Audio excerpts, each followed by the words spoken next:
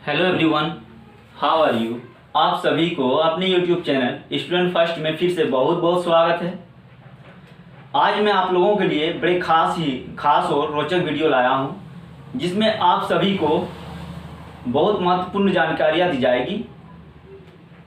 Video start करने से पहले मेरा आप सभी से रिक्वेस्ट है कि अगर आप मेरे इस चैनल पे न्यू हैं तो कृपया सब्सक्राइब बटन को ज़रूर दबाएं और साथ ही साइड में जो बेल आइकन दिखेगा उसे ज़रूर दबा दीजिएगा, ताकि जब भी कोई वीडियो इस तरह के अपलोड होते हैं तो सबसे पहले आप तक पहुंचेगी।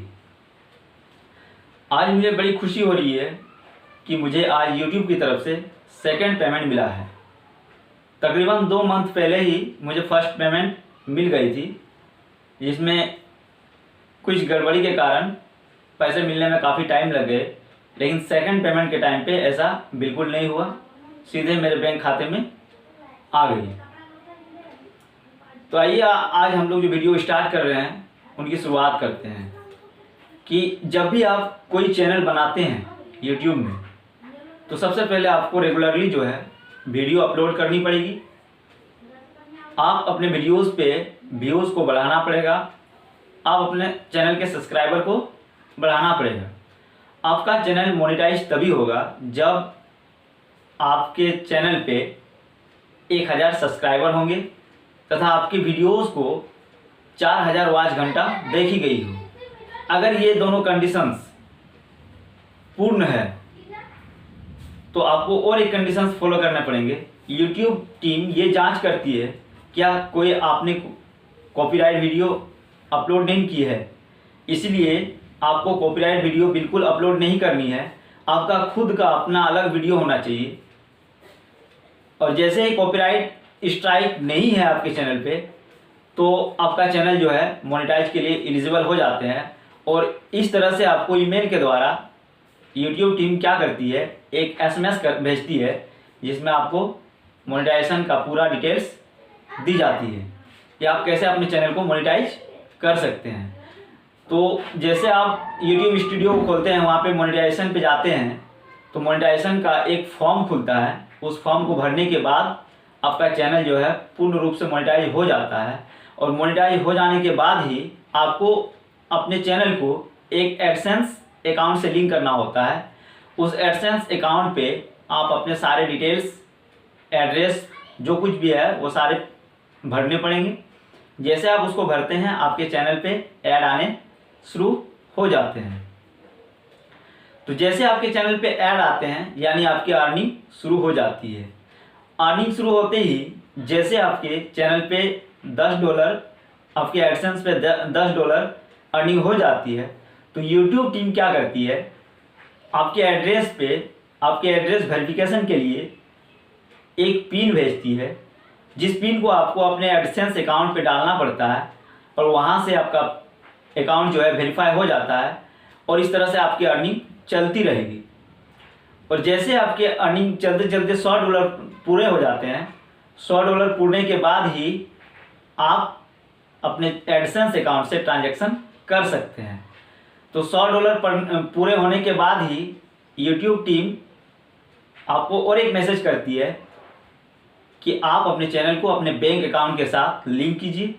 जैसे आप अपने चैनल को बैंक अकाउंट के साथ लिंक करते हैं, वहाँ पे जो सारी डिटेल्स मांगी जाएगी उसे आपको भरना पड़ेगा। भरने के बाद आप उस अकाउंट को प्राइमरी में ही रख दीजिएगा। प्राइमरी में रखने के बाद क्या होगा, हर मंथ जो है यूट्यूब टीम ऐसे रोज़ाना, जैसे बैंक में हम लोग पैसा छुड़ाने जाते हैं, ऐसे रोज़ाना पैसा नहीं भेजती है।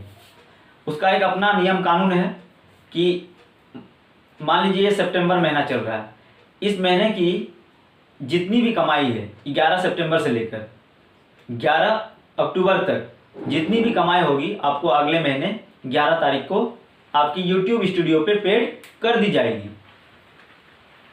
बहुत सारे दोस्तों का ये मैसेज आता है कि मेरा YouTube स्टूडियो पे कुछ और दिखा रहा है तथा एडसेंस पे कुछ और है। तो ऐसा बिल्कुल नहीं है, इसमें आप सभी को घबराने की कोई ज़रूरत नहीं है। सारे पैसे जो है YouTube नहीं खाती है, सब आपको आपके एडसेंस अकाउंट पे दे दी जाएगी। आप निश्चिंत रहें। एवं पेमेंट वाली बात है ट्रांजैक्शन की जो बात है, वह ट्रांजैक्शन हर महीने की 21 तारीख को ही भेजती है यूट्यूब। किसी किसी का लेट भी होता है, किसी को 22 को मिलती है, 23 को मिलती है, लेकिन 21 के बाद आपके एडसेंस अकाउंट से पैसे आपके बैंक अकाउंट में भेज दी जाती है।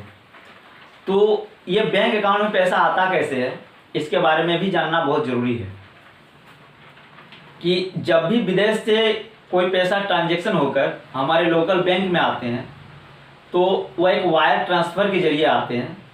वायर ट्रांसफ़र वो है जिसमें आपको स्विफ्ट कोड डालना पड़ता है।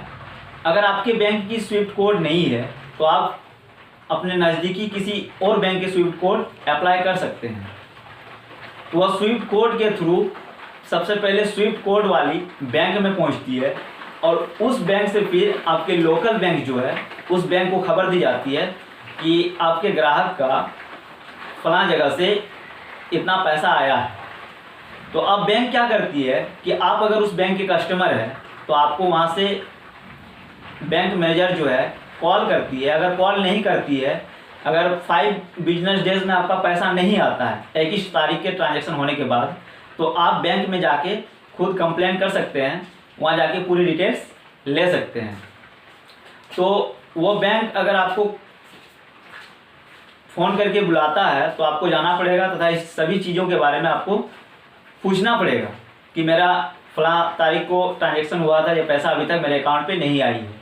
तो वह बैंक वाले जो है सारे डिटेल्स आपको बताएंगे तथा एक फॉर्म आता है, वह फॉर्म फॉरेन एक्सचेंज का फॉर्म होता है, उसको भर के आपको बैंक को देना पड़ता है। फिर वह बैंक वाला क्या करता है, जिस स्विफ्ट कोड वाले बैंक में पैसा आता है उसको ईमेल करता है। जैसे ईमेल करता है आपके बैंक अकाउंट में पैसा आ जाता है। तो ये सारी गतिविधियां हैं जो मैंने आप सभी को बताया। इस वीडियो में बने रहने के लिए आप सभी का बहुत बहुत धन्यवाद, शुक्रिया।